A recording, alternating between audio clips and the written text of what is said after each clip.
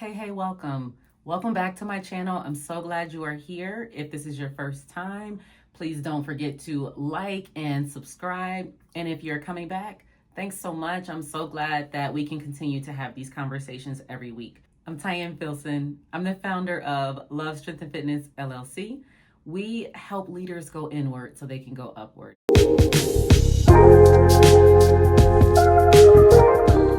Today, we're talking about how self-acceptance leads to greater authenticity. In order to feel safe to show up as your most authentic self, you've got to really explore what it means to accept yourself as you truly are, right? To understand that we are dynamic as human beings, and that means that we come with the good, the bad, the ugly, the messy, and the beautiful, and it's all one big container of who you truly are. And by accepting all parts of that, we allow ourselves to feel more inclined to share those parts of us with the world in a more authentic, in a more self-compassionate way.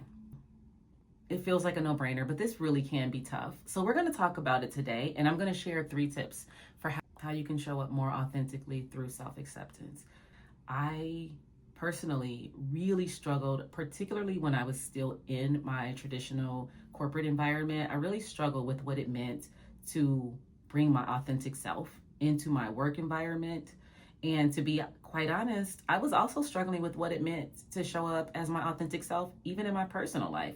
I was, like many of us, conditioned to believe that in order to be a great leader or a great parent or a great partner or whatever relationship, you had to look and be and perform a certain way. And so I would maybe look down on, possibly reject parts of myself that did not look like that blueprint that I thought was the way to be. And the truth is I learned to accept myself more wholly and more fully. Life began to expand. The depth of my relationships began to expand. Opportunities began to expand. And so I'm really here as an advocate for authenticity. And again, in today's conversation, we're talking about accessing that authenticity through self-acceptance. So I already talked about embracing all of you.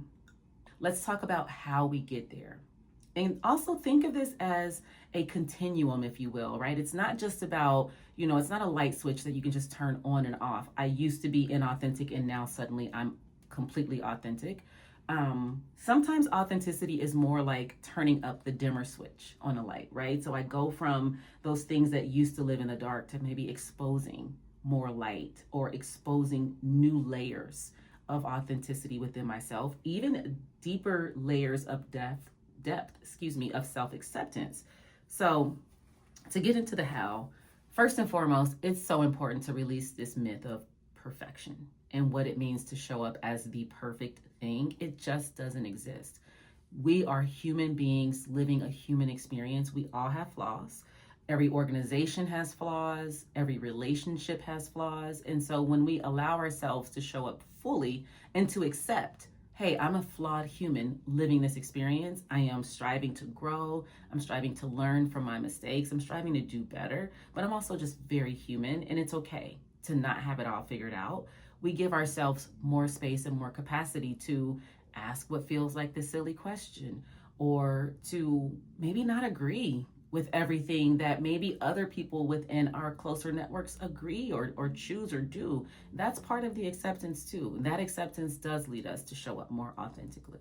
So that's step 1. When I was a leader in my traditional corporate role, I used to feel like I had to have all the answers. In order to be impactful, in order to be taken seriously, I had to know it all.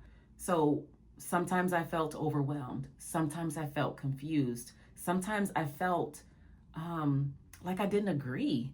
And what I learned is that when I could accept that those were my truths and I could present them in a really well thought out and professional way, that it gave permission for other people to either support my growth or help strategize around solutions. It helped me learn how to delegate to my team better, which gave them greater opportunities to demonstrate their their skill sets, their knowledge, to have greater visibility for them.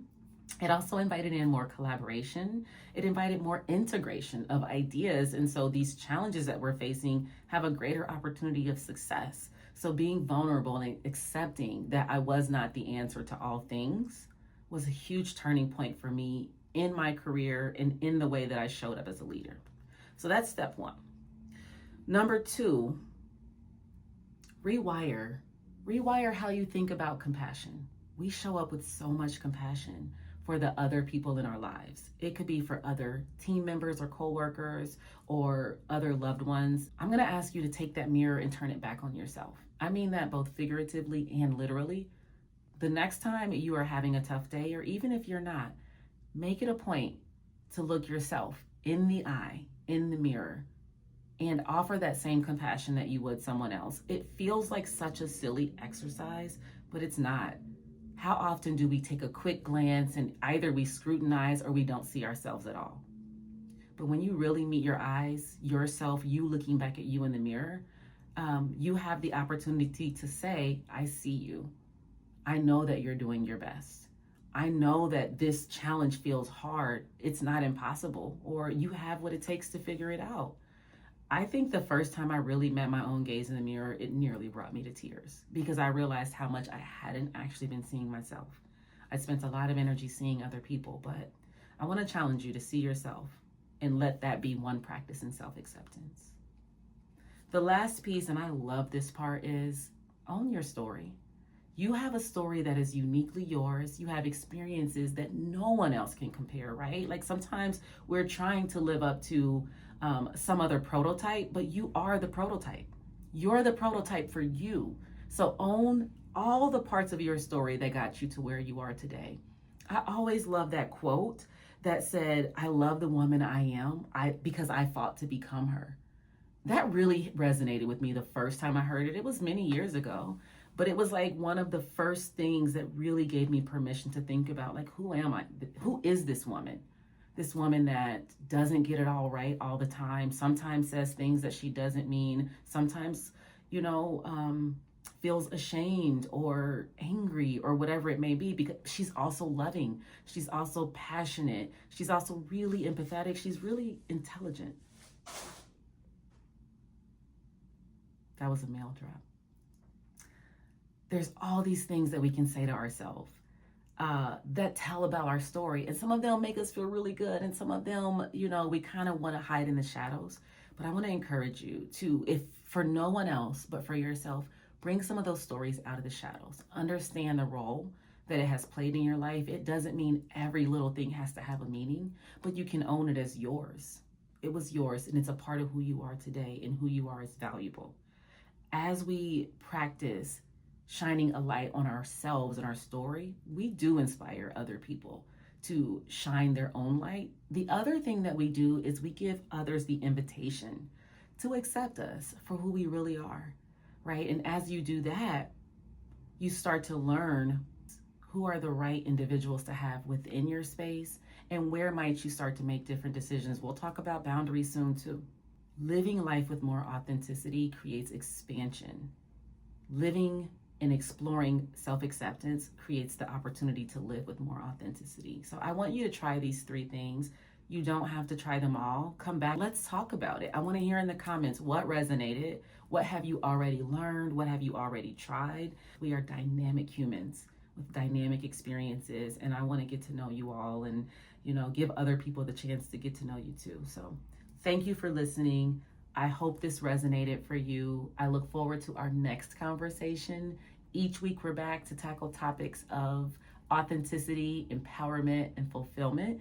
And in the meantime, I can't wait to hear from you. So you can connect with me through all my links below. And like I said, if you haven't already subscribed, please do. I will see you next time. Take care.